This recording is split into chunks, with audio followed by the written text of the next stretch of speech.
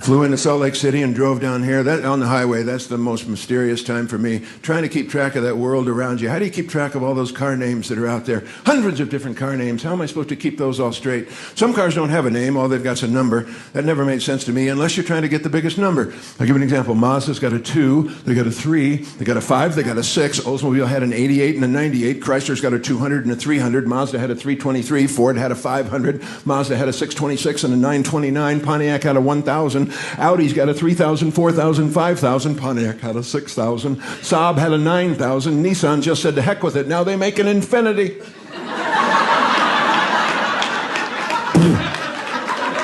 Top that.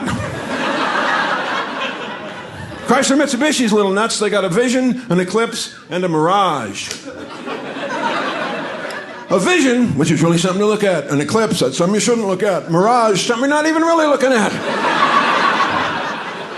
Is that your car? I think so, but I've been fooled before. I don't know. I'm a little nervous about that.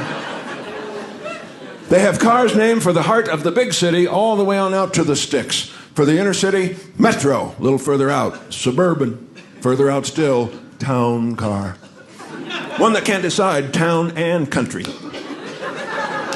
Further out, they got the Villager. Beyond that, they got the Forester. Beyond the Forest, they got the Frontier.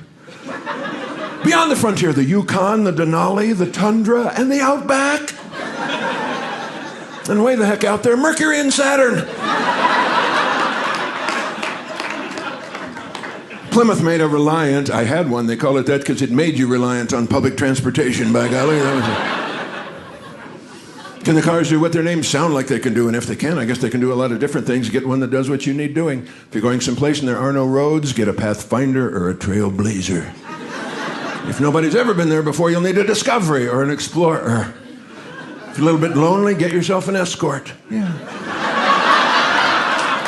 Or maybe an Amigo or a Sidekick. You know, shop around a little bit. Get the car based on the kind of trip you want to take. You want to take a short trip, get a Sprint. Get a longer trip, a Journey. A hopeful trip, get a Quest. A long, hard trip, an Expedition or an Excursion. And if you want to stay away for years, get an Odyssey.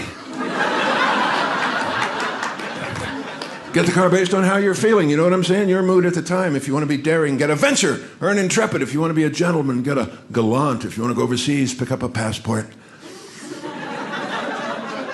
If you can't concentrate, get a Focus! Shut up, I got a Focus over here!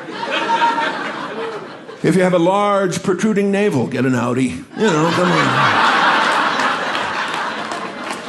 If you like to stay in shape, get a Fit. If you've sort of let it slide, get an Avalanche.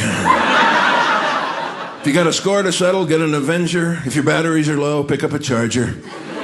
And if you're in a horrible marriage, you might think about an escape. So...